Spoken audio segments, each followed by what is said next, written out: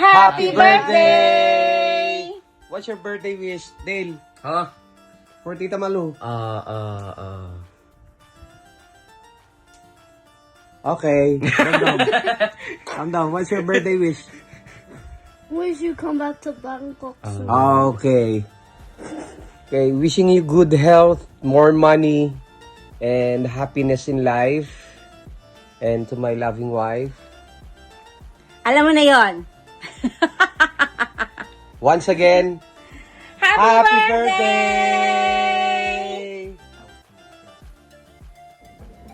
Bulaga, hi! Hi, BFF Malu! Happy birthday! Kailan nga ba una kitang nakilala? Actually, hindi ko na matandaan kasi bago naman tayo naging close at bago tayo naging magkaibigan, ang tagal na kitang nakikilala, ang tagal na kitang nakikita. Lagi ka kayang present sa mga gatherings namin noon. So, hindi ko talaga matandaan yung unang pagkakataon na nakilala kita. Ang natatandaan ko lang, naging super close tayo mula nung I think nung nasa Pattaya na nag-outing tayo, and that's when we opened up to each other. We became so close to each other, and I just regretted na hindi natin nabigyan ng pagkakataon ng isa't isa na mas maging close nung nandiyan pa tayo. Pero alam mo, one thing that I love about our friendship right now is that no matter how distant we are, we know na magkakaibigan tayo, mahal kita, alam mo yon, and sumbungan mo ako kahit anong oras.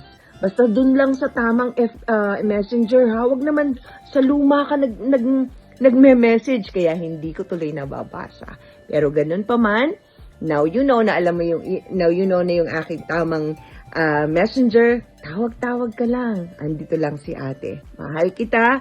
Happy birthday. And I hope and pray that God will always surround you with His blessings as with a shield. You are super blessed and you are loved by God as we love you. God bless you. See you soon. Bye and happy birthday. Happy birthday, Lottie! Ayan, paano daw tayong nag-meet? Syempre, hindi naman talaga tayo magkakilala. So, nag-meet tayo nung pumunta kami dito ni Kuya Danny mo sa Thailand. So, yun yung first time natin na nag-meet. Tapos, yun na, then the rest is history. What do I like the most about you? Nagja-jive yung mga kalokohan natin. Pero syempre, mas marami akong kalokohan. Mas bright ako doon pagdating sa mga kalokohan. Pero at least nagkakasakayan tayong dalawa. Memorable thing. Memorable? Parang dami-dami naman kasi nating memories.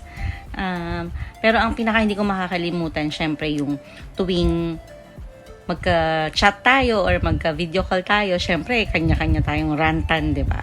So, pag nag-rant ako, mag-rant ka rin. Syempre, tayo papatalo. Ganyan talaga tayo. Pag may problema ka, dapat may problema din ako.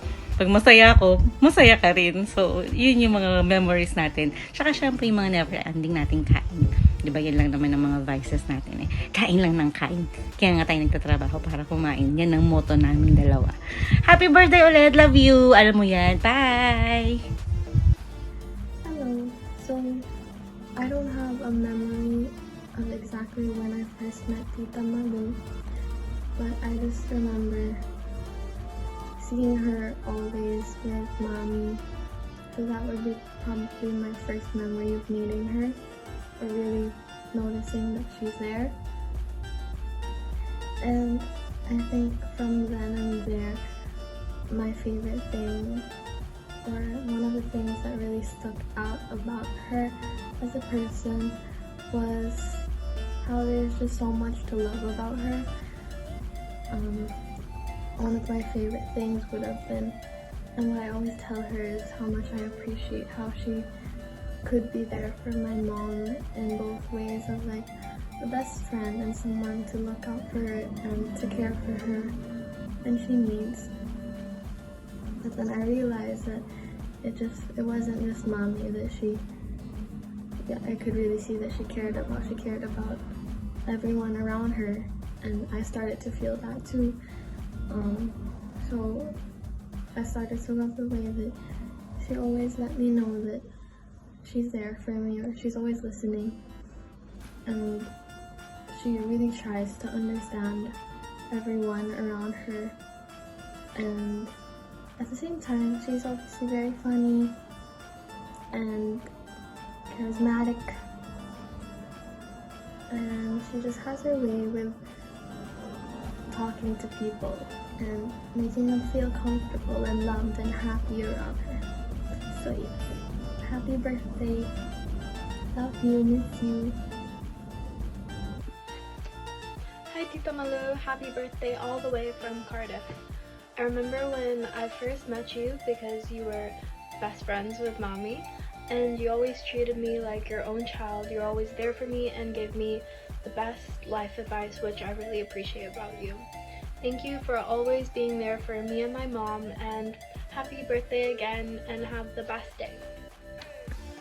Happy birthday to you. Happy birthday to you.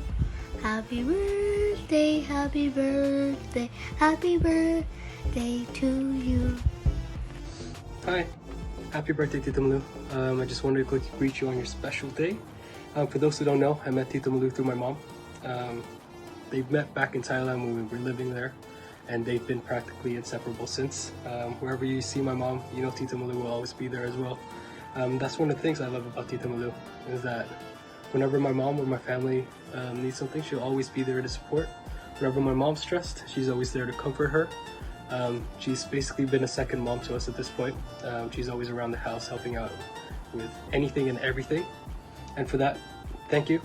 And I really hope that you enjoy your special day. I'm really sad that I can't celebrate with you guys, but just enjoy it for me. And I will see you guys soon. Bye now. Happy birthday, Malu! The first time I met you was during our holiday in Bangkok. That was 2018 when Wang introduced you to me and my sister Juliet at the Hyatt Hotel. Di ko alam noon na may anak pala sa labas ang papa ko, so ikaw nga yun. It's great to see that you fit in as one of my sisters. You are a really nice person and a genuine to yourself and others. Marunong kang makibagay at makisama, and thank you that you're always there for Weng. God bless us always, and happy birthday. Enjoy your day. Happy birthday! Surprise! Happy birthday, Milot. I'm sure surprise ka ngayon sa mga hinanda sa iyo, no? You deserve it. You're such a beautiful person, inside and out. And all I wish for you is the best, no? I remember when I first met you, that was more than 2 decades ago. Pero ibang klase ang friendship natin noon kasi parang hi, hello, pag nakikita sa party, ganyan, share ng chika-chika. And then, sa negosyo mo rin, kasi even before pa, negosyante ka na talaga. Naalala ko yung mga call cards, yung sa travel agency, yung sa pagkain, ganon. So, ganyan lang tayo noon. But this time, no, over the years, ilang years na ba na since nung we traveled together, tayo nila Weng, ibang level na ng friendship natin this time. Deeper na kasi yung bang we share so many things, yung we learn how to open up na, no, sa yung mga nararamdaman natin sa isa't isa. So ganon yung kung ano man ang iniisip natin, kung ano mga pinagdadaanan, sinishare na natin ngayon. So, deeper na talaga ang friendship natin ngayon. And hindi lang naman yun eh. Even the fun times that we have together, yung pag nandito tayo, pag magkakasama tayong tatlo, yung saya na nararamdaman natin, na ganon, kahit yung kulitan, ganon, I really miss that. So, yun lang talaga ang hope ko na ngayong birthday mo na to, you will have good health yung peace and happiness. Most of all, yung protection mo, lalo na sa pagmamaneho mo, sa pagdadrive mo na kayo ni Weng, kasi minsan, nagtitext ka kahit nagdadrive, alam mo naman, si Ate Kat, ninervous pag ganun. So, I hope na you will drive safely, and ang protection ng Panginoon nasa sayo lagi. And also, syempre, yung good health mo, yung katawan mo, huwag mong pababayaan. And sana sa mga business mo rin na pinapasok, I pray na magiging successful ito. And yun lang talaga ang ko sa'yo, ang prayer ko for you. And also, like, I pray that you will always hold on to the Lord's promises for you, na hindi ka niya pababayaan, at lagi ka niyang sasamahan, okay? And of course, alam naman natin na di ka niya pababayaan. So, I pray also that you will also call on Him always, okay? Nag-iingat ka lagi. And I miss you. I love you. So, enjoy this day. Okay? Bye!